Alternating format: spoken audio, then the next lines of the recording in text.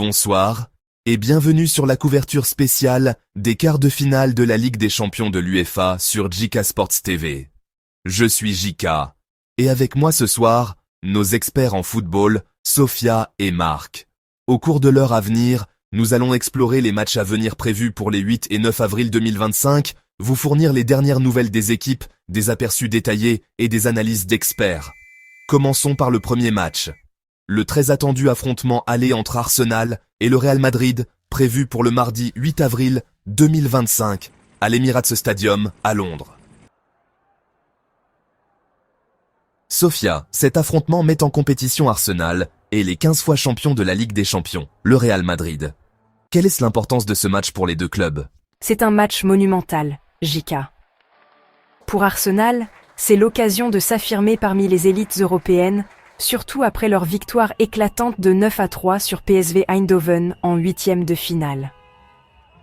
Pour le Real Madrid, il s'agit de maintenir leur domination dans cette compétition et de rebondir après un récent revers en Liga. Marc, plongeons dans les nouvelles des équipes.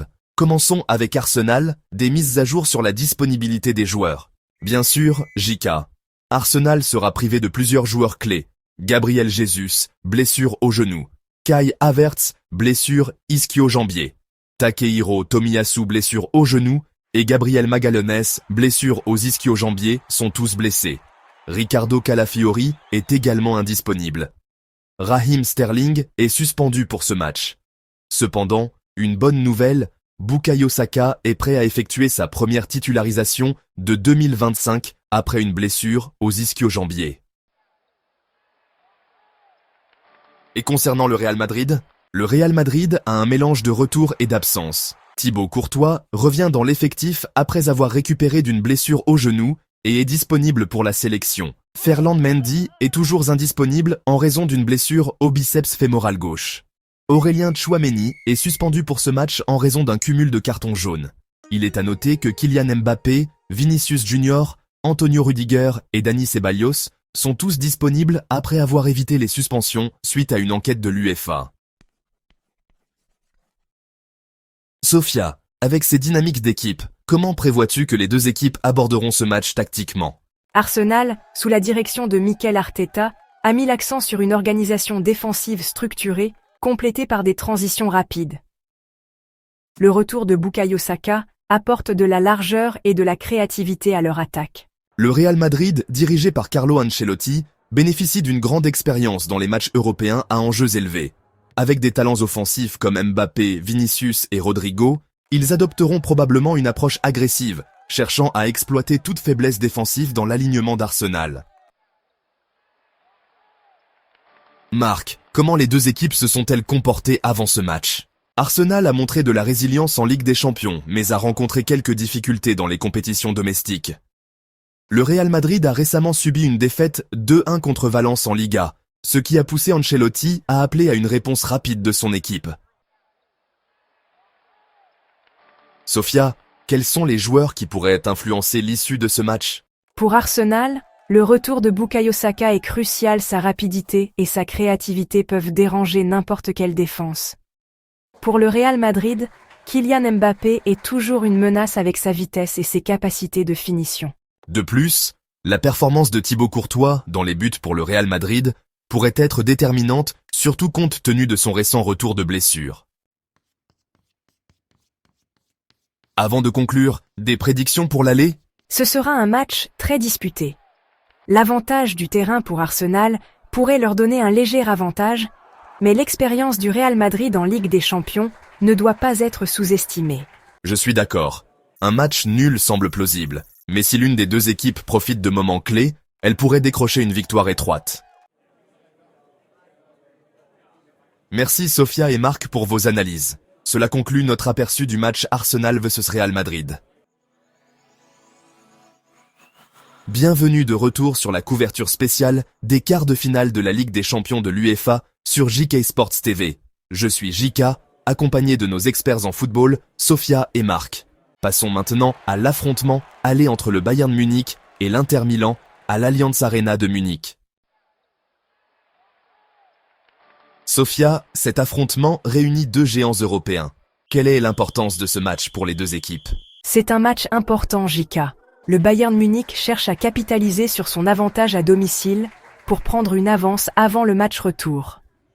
L'Inter Milan, quant à lui, cherchera à exploiter les éventuelles faiblesses de l'équipe bavaroise, notamment avec les absences actuelles de certains joueurs clés. Marc, des nouvelles concernant le Bayern Munich? Le Bayern Munich fait face à plusieurs défis en raison des blessures. Des joueurs clés comme Jamal Musiala, Alphonso Davies, Dayot Upamecano, Hiroki Ito et Aleksandar Pavlovic sont indisponibles. Manuel Neuer et Kingsley Coman sont incertains pour le match. Et pour l'Inter Milan? L'Inter Milan a des inquiétudes concernant le défenseur Alessandro Bastoni, qui a été remplacé à la mi-temps lors du récent match nul contre Parme en raison d'un problème au genou. Sa disponibilité pour le prochain match reste incertaine. Sofia, avec ses dynamiques d'équipe, comment prévois-tu que les deux équipes aborderont ce match tactiquement? Le Bayern Munich, sous la direction de Vincent Kompany, devrait se concentrer sur la possession du ballon et sur l'exploitation de ses options offensives, malgré les absences. Des joueurs comme Harry Kane seront essentiels pour mener l'attaque. L'Inter Milan, dirigé par Simone Inzaghi, pourrait adopter une approche plus prudente, visant à exploiter les contre-attaques. Avec les blessures défensives du Bayern, l'Inter pourrait chercher à exploiter les faiblesses de la défense bavaroise. Marc, comment les deux équipes se sont-elles comportées avant ce match? Le Bayern Munich a remporté une victoire 3-1 contre Augsbourg en Bundesliga, montrant ses capacités offensives, bien que cette victoire ait été ternie par la blessure de Musiala. L'Inter Milan a récemment fait match nul 2-2 contre Parme en Serie A, un match où ils ont mené mais ont concédé 2 buts en seconde période. Ce résultat met en évidence certaines faiblesses défensives qu'ils devront corriger avant d'affronter le Bayern. Sofia, quels sont les joueurs qui pourraient influencer l'issue de ce match? Pour le Bayern Munich, l'expérience et le pouvoir de buteur de Harry Kane seront cruciaux, surtout en l'absence d'autres attaquants clés. Du côté de l'Inter Milan, Lautaro Martinez est en grande forme, et sa capacité à exploiter les failles défensives pourrait poser des problèmes pour la défense du Bayern. Avant de conclure, des prédictions pour l'aller? Avec l'avantage du terrain et la profondeur offensive du Bayern, il pourrait avoir un léger avantage. Cependant, les blessures défensives du Bayern et la résilience de l'Inter Milan pourraient équilibrer les choses. Ce sera un match très disputé. Un match nul semble possible, mais si le Bayern parvient à profiter de ses occasions offensives, il pourrait remporter une victoire étroite.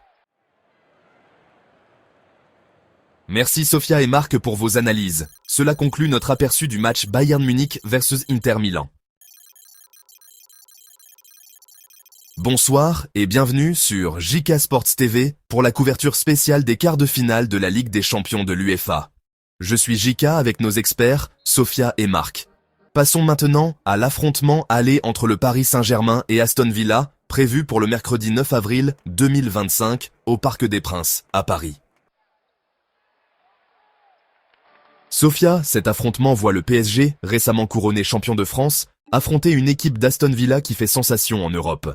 Quelle est l'importance de ce match pour les deux clubs? C'est un match crucial, Jika.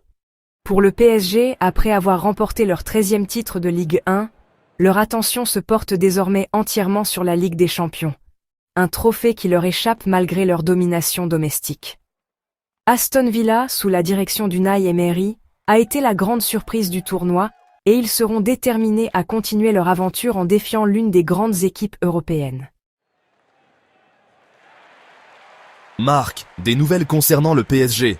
Le manager du PSG, Luis Enrique, bénéficie d'un effectif relativement en forme. Notamment, il a laissé au repos des joueurs clés comme Ousmane Dembélé et João Neves lors de leur dernier match de Ligue 1 pour les garder frais pour ce match de Ligue des Champions. Avec Dembélé en lice pour le soulier d'or, sa présence pourrait faire la différence. Et pour Aston Villa, le manager d'Aston Villa, Unai Emery, a donné des nouvelles encourageantes concernant l'ailier Leon Bailey. Après avoir manqué plusieurs matchs à cause d'une blessure, Bailey espère être disponible pour le match contre le PSG, ce qui renforcerait les options offensives de Villa. Sophia, comment prévois-tu que les deux équipes aborderont ce match tactiquement? Le PSG, jouant à domicile, adoptera probablement une approche agressive axée sur la possession, en utilisant des talents offensifs, comme Dembélé, pour percer la défense de Villa. Leur objectif sera de prendre une avance significative avant le match retour. En revanche, Aston Villa pourrait opter pour une approche plus défensive, mettant l'accent sur l'organisation et cherchant à exploiter les contre-attaques. L'acuité tactique d'Emery sera cruciale pour neutraliser les menaces offensives du PSG et peut-être obtenir un but à l'extérieur. Marc, comment se sont comportées les deux équipes avant ce match? Le PSG a été en grande forme, remportant la Ligue 1 avec 6 matchs d'avance et maintenant une série d'invincibilité en championnat. Aston Villa, quant à elle, a récemment battu Nottingham Forest 2-1, prolongeant sa série de victoires à 7 matchs toutes compétitions confondues, montrant ainsi sa résilience et son élan. Sophia, quel joueur pourrait influencer l'issue de ce match? Pour le PSG, Ousmane Dembélé est l'homme à suivre. Avec 21 buts cette saison et en lice pour le soulier d'or de la Ligue des Champions, sa vitesse et sa finition pourraient s'avérer décisives. Du côté d'Aston Villa, si Leon Bailey est en forme, sa rapidité et sa créativité sur l'aile pourraient causer de sérieux problèmes à la défense du PSG. En plus, l'expérience de Marcus Rashford et sa capacité à marquer seront essentielles pour les efforts offensifs de Villa. Avant de conclure, des prédictions pour l'aller? Avec l'avantage du terrain et une attaque de qualité, le PSG pourrait avoir un léger avantage. Toutefois, la forme récente d'Aston Villa et l'intelligence tactique d'Emery suggèrent qu'ils ne seront pas faciles à battre. Je prévois un match très disputé. Le PSG pourrait l'emporter, mais Villa a le potentiel de marquer un but à l'extérieur, rendant le match retour très intéressant. Merci Sophia et Marc pour vos analyses. Cela conclut notre aperçu du match Paris Saint-Germain vs Aston Villa. Bonsoir et bienvenue à nouveau sur JK Sports TV pour la couverture spéciale des quarts de finale de la Ligue des Champions de l'UEFA. Je suis JK avec nos analystes experts en football, Sophia et Marc. Passons maintenant à l'affrontement aller entre le FC Barcelone et Borussia Dortmund, prévu pour le mercredi 9 avril 2025 à l'Estadi Olympique Luis Companys de Barcelone.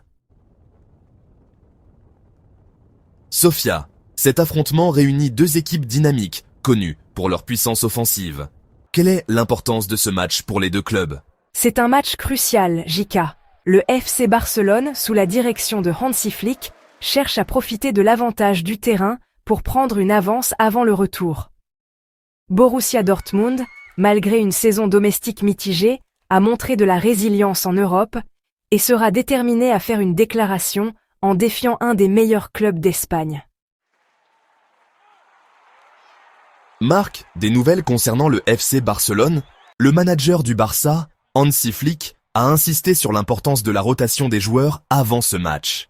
Des joueurs clés comme Pedri, Frenkie de Jong et Ferran Torres ont été laissés au repos lors de leur dernier match en La Liga contre le Real Betis pour garantir leur fraîcheur pour ce match en Ligue des Champions. De plus, le défenseur Íñigo Martínez devrait être disponible après sa récupération d'une blessure.